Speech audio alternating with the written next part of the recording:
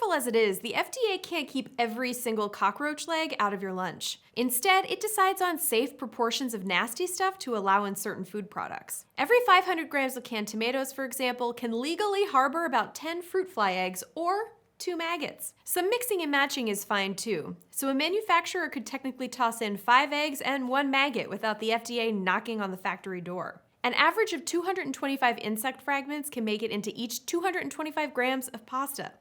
That's practically a bit of bug in every bite. A 225-gram box of raw pasta can also have roughly 4.5 rodent hairs in it. A 100-pound bag of shelled peanuts can contain 20 whole insects. A pound of cocoa beans can have 10 milligrams of mammalian excreta. That is vaguer than I would prefer. Will all these unsavory substances in your food kill you? No. And to be fair to the good maggot purveyors of America, the numbers I quoted above are all legal maximums. If a company is consistently churning out boxes of pasta with 224 insect fragments inside, the FDA is probably going to step in. Will you enjoy boxed macaroni a little less from here on out, though? Maybe. Hi, I'm Erin McCarthy, Editor-in-Chief of Mental Floss. Thanks to Stephen Decker, whose YouTube comment got us looking into just how much rodent contamination is considered acceptable. We have an upcoming episode about the dark origins of nursery rhymes. If you know a good example we should include, drop it down below for a chance to be featured in that episode. The possible presence of rat poop in your cocoa is probably something you'd prefer not to know, but I'm not stopping there. This episode is all about fascinating facts that you'll wish you'd never learned, from what really makes your eyes red in public pools to literally everything about anglerfish sex.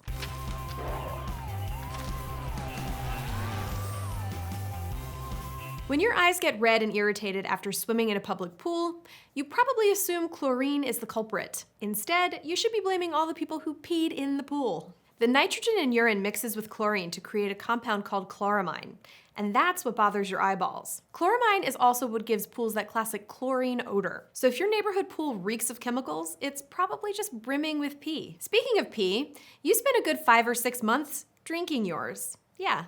You. Around week 13 of development, fetuses have fully functioning kidneys that filter urine into the amniotic fluid, which they then drink. It's not the only off-putting element of dinner in the womb. Fetuses also grow a very fine layer of downy hair, known as lanugo. This helps bind their skin to a white protective coating called the vernix caseosa. Just to complete the mental picture, Healthline describes this as a waxy, cheese-like substance. In Latin, the term essentially means cheesy varnish. Though babies are often born with some vernix and lanugo left on them, they start to shed both in the weeks before their due date. It all ends up floating in the amniotic fluid, where it too becomes baby food.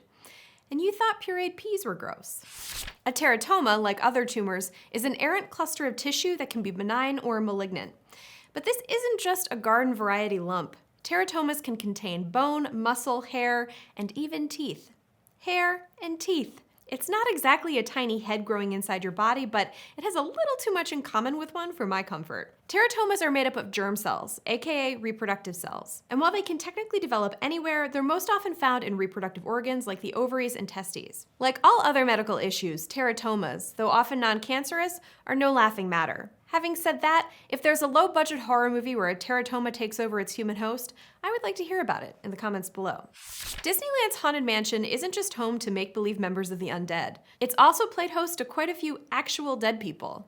Well, their ashes, at least. Disney parks are an extremely popular place for people to scatter their loved ones' remains, and the Haunted Mansion tops the list of hotspots. As one Disneyland employee told the Wall Street Journal in 2018, the Haunted Mansion probably has so much human ashes in it that it's not even funny. I don't know, I'm gonna say it's a little bit funny. For the record, sprinkling human ashes on Disney grounds is prohibited, and custodians grab the vacuum whenever they see any. The code for that task is HEPA cleanup, after the especially strong filter used while sucking them up. So the next time you see a sooty patch outside Sleeping Beauty Castle, just know that it's not because Bert the Chimney Sweep stopped by.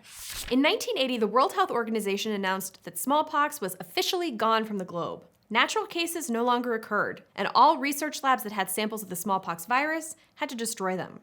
Specimens were preserved in only 2 places, the CDC's lab in Atlanta and another high-security facility in Russia. So you can imagine everyone's horror when, in 2014, not 1, not 2, but 6 vials of the smallpox virus were unearthed in an FDA lab in Maryland. They weren't exactly kept under lock and key either. They were just sitting in a box in an old storeroom. The samples reportedly dated back to around the 1950s, when everyone was playing it a little faster and looser with certain deadly substances. Thankfully, nobody was infected.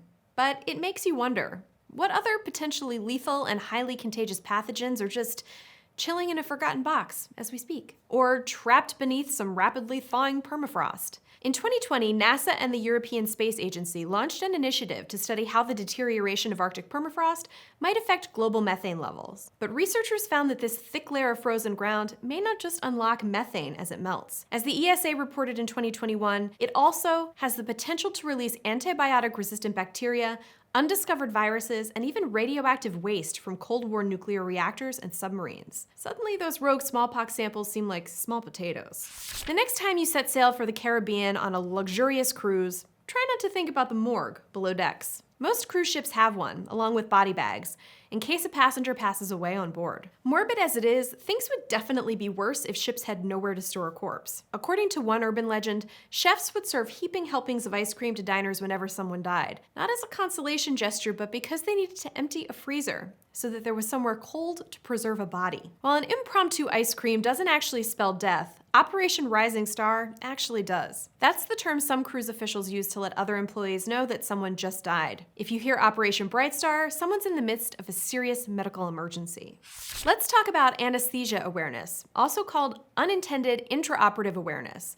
A phenomenon as self-explanatory as it is scary. Basically, you're anesthetized for surgery, but then you wake up to some degree during the procedure. Before you get too freaked out, it's pretty rare. According to the American Society of Anesthesiologists, it's thought to occur in only about 1 to 2 of every 1,000 procedures that require general anesthesia. Moreover, it's often completely painless, and some patients are only vaguely aware of what's going on. That said, there have been some horror stories. In 2008, 44-year-old Canada native Donna Penner was about 10 minutes into a laparoscopy when she suddenly awoke on the table. As she told the Associated Press, "The next thing I heard was the surgeon speak up and ask for the scalpel.